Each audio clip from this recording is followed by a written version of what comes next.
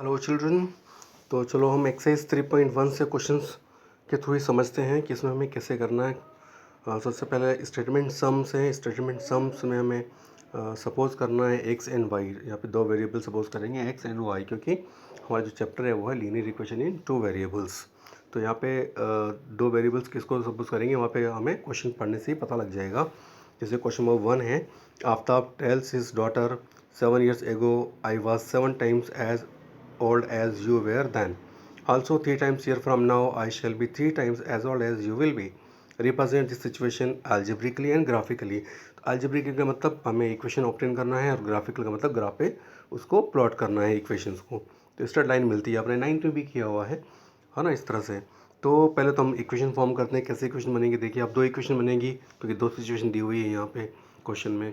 Let the present as, क्योंकि वो 7 years पहले और 3 years बाद की बात की हुई है इसमें क्वेश्चन में, तो हम प्रेजेंट एज को मानते हैं पहले एक्स।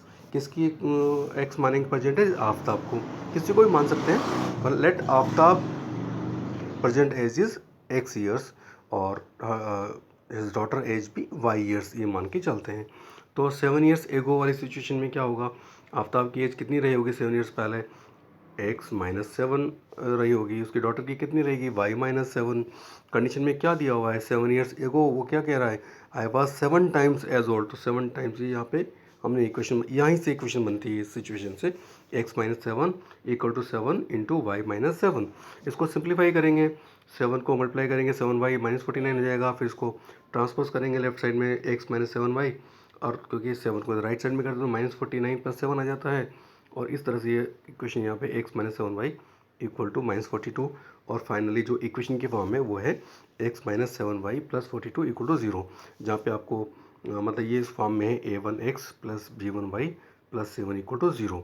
आप यहाँ से a1 b1 और c1 भी पता कर सकते हैं। a1 हुआ 1 और b1 हुआ -7 और c1 हुआ 42। तो ये तो पहला इक्वेशन बन गया। अब दूसरा इक्वेशन कैसे बन रहा है? दूसरा इक्वेशन बनेगा दूसरी कंडीशन से।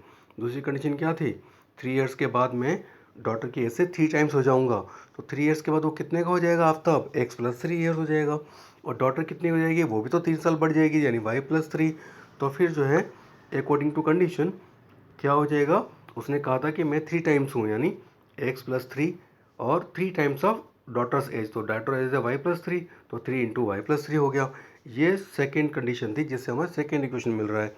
इसको सिंप्लीफाई करेंगे बच्चों, जैसे करते आ रहे हैं। x + 3 = 3y + 3 3 9 होता है, तो 9। फिर इधर उसको ट्रांसपोज कर दो आप, x - 3y - 9 + 3 = 0। जब आप इसको सिंप्लीफाई करें तो x - 3y, ये दूसरा इक्वेशन मिल गया हमको, x - 3y - 6 = 0। दो इक्वेशन मिल गए। इन दोनों इक्वेशन को 1 by 1 हम सॉल्व करके सोल्यूशन निकाल करके हम प्लॉट करेंगे ग्राफ पे। तो दोनों की टेबल हम अलग अलग से बना रहे हैं। आप देख लीजिए यहाँ पर हमने ये जो पहला इक्वेशन है हमारा, पहले इक्वेशन को हमने ग्राफ के लिहाज से अब कैसे करना है, सोल्यूशन निकालने हैं।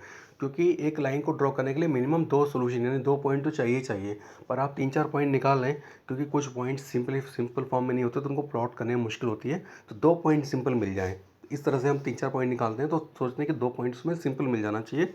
जैसे यहाँ टेबल में आप देख रहे हैं, मैंने यहाँ फाइंड आउट किए हुए हैं वैल्यू पुट करके। आप देखो, आप x की वैल्यू पुट कर सकते हो या y की वैल्यू पुट कर सकते हो, ये डिपेंड आप पे कर रहा है। हमने यहाँ पे निकाला हुआ है, मैं बता देता हूँ आपको। जैसे इन्होंने इसको यहाँ पे इक्वेशन बनाया, इक्वेशन क्या, फ्रॉम 1 x - 42 यहाँ पर लिखा हुआ, ये इक्वेशन देखिए जिससे हमें वैल्यू निकाल रहे हैं। x = -42 + 7y। तो y को इन्होंने 5 पुट किया। सपोज यहाँ पे ये जो पहला सेट केस आया हमारा, y को 5 पुट किया। तो 5 पुट किया तो -42 + 7 × 5, तो भाई -42 तो है ही है। 7 5 जा कितना हुआ? 35। तो -42 और 35 कितना होता है? -7 ही होता है। तो -7 ये आ रखा है यहाँ पे। तो ये पहला सेट हो गया। दूसरा 0 और 6 कैसे आया भाई बच्चों, ये बताओ। तो यहाँ पे जब y को 6 रखेंगे, y की वैल्यू को, है ना, तो वहाँ पे क्या दिया हुआ है? -42 और + 7 × 6। तो 7 × 6 कितना होता है? 42। और यह कितना है? -42। दोनों कट के क्या आ गया? 0। तो ये दूसरा पॉइंट आ गया यहाँ पे हमारे पास, कि जब हम y 6 पुट करते हैं तो x 0 आता है। जब हम y 7 पुट करेंगे तो x भी 7 आएगा। 3 पॉइंट निकालिए। इन 3 पॉइंट को हम ग्राफ पे प्लॉट करेंगे। तो इस इक्वेशन का, इसका जो है ये इक्वेशन आ जाएगा ग्राफ पे जब हम इन पॉइंट को, इनमें से कोई भी दो पॉइंट को प्लॉट कर लो, इसको कर लो या इसको कर लो या फर्स्ट दो को कर लो या फर्स्ट लास्ट को, कोई भी दो पॉइंट को प्लॉट कर लो और ज्वाइन कर दो तो ग्राफ पे आ जाता है। मैं ग्राफ भी शो करूँगा। ऐसे ही हम दूसरी इक्वेशन भी करेंगे बच्चों। दूसरी इक्वेशन क्या थी?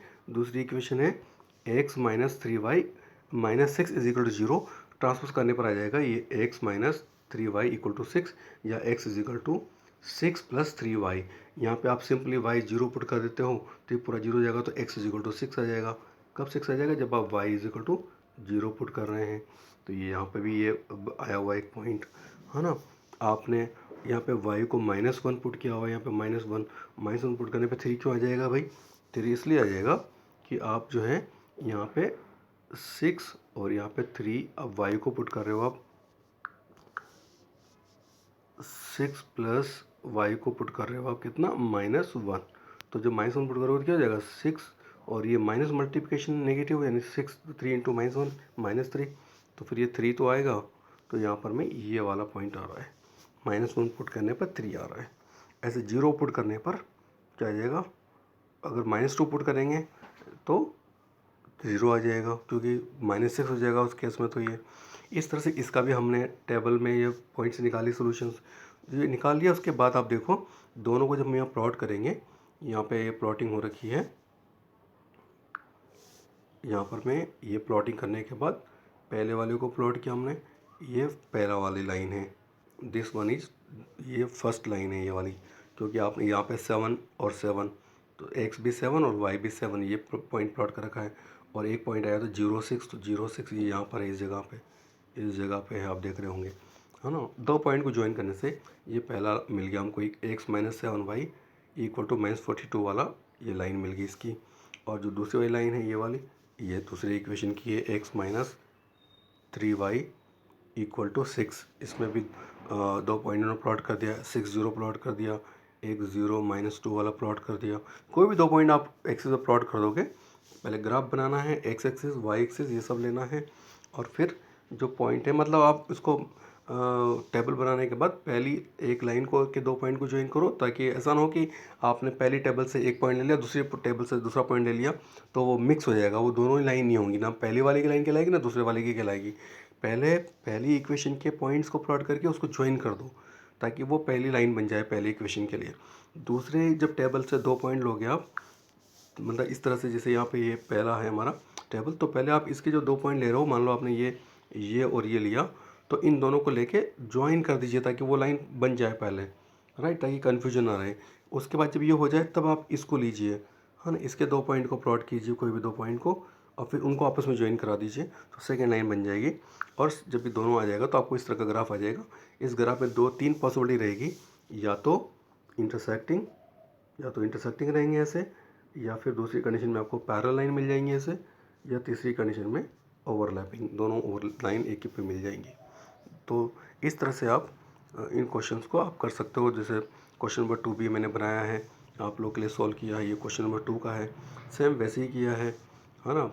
यहाँ पे माना है हमने cost of 1 bed be x and cost of 1 bed ball be y. तो इससे भी हमने इसको देख करके क्वेश्चन बनाए हैं, आप भी ट्राई कर सकते हैं, है ना। इसको आप देख लेना सॉल्यूशंस को। और लेकिन यहाँ पे क्या चेंजेस है? चेंजेस ये है कि जब हम इन इक्वेशन तो बना लेंगे आप उसको पढ़ करके, ओके, और जब ये इक्वेशन बन जाएगा तो यहाँ पे 1 2 3 वैल्यू पुट नहीं कर रही है, क्योंकि ये बहुत बड़ा आ रहा है, आप देख रहे हो इसमें राइट हैंड साइड में 3900 आ रही है वैल्यू, 3900। तो आपको फिर इस तरह से बड़े वैल्यू पुट करने हैं, जैसे यहाँ पे x 100 पुट किया, 300 पुट किया, या 500 पुट किया, या अगर y को पुट किया है तो फिर 600 500 इस तरह से पुट किया हमने बड़े बड़े पॉइंट्स, ताकि, और हम ग्राफ भी इस तरह से बनाएंगे स्केलिंग करके 100 200 300, ताकि वो रिप्रेजेंट हो जाए। अगर हम ऐसे 1 पुट करेंगे तो फिर हमारा आंसर जो आएगा वो उसको हम ग्राफ पे प्लॉट नहीं कर पाएंगे, तो यहाँ पे स्केलिंग हो जाएगी ग्राफ की भी। दूसरे इक्वेशन को भी हमने इसी फॉर्म में लिया है, 100 200 300 फॉर्म में टेबल बनाइए, दो पॉइंट यहाँ भी निकाले हैं दूसरी इक्वेशन के भी। और उसके बाद जब हमने ये ग्राफ बनाया है तो ग्राफ में भी आप देख रहे हो यहाँ पे स्केलिंग की हुई है। स्केलिंग का मतलब ये हुआ, ये जो है हमने ऐसा नहीं लिखा 1 2 3 4 5, तब तो हम उसको प्लॉट ही नहीं कर पाते। यहाँ पे 100 200 300 400 इस तरह से लिया हुआ है। तो इससे आप देख रहे हो कि ये जो पॉइंट की प्लॉटिंग है, ये 400 300 पे एक पॉइंट इन्होंने यहाँ लिया हुआ है ना, 300 500 पे एक पॉइंट लिया हुआ है। तो इस तरह से ये ग्राफ बन जाएगा इसका। क्वेश्चन नंबर 2 का।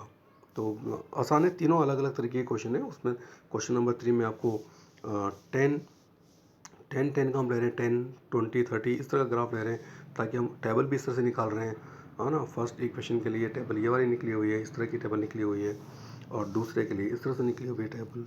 तो इसका मतलब है इसका ग्राफ भी हमने स्केलिंग करके 1 2 3 में नहीं लिया, बल्कि किस तरह से लिया हुआ है, 10 20 30 इस तरह से जो है ग्राफ को हमने लिया हुआ है। तो ये ग्राफ क्वेश्चन नंबर 3 के लिए है। You can complete all 3 questions today itself.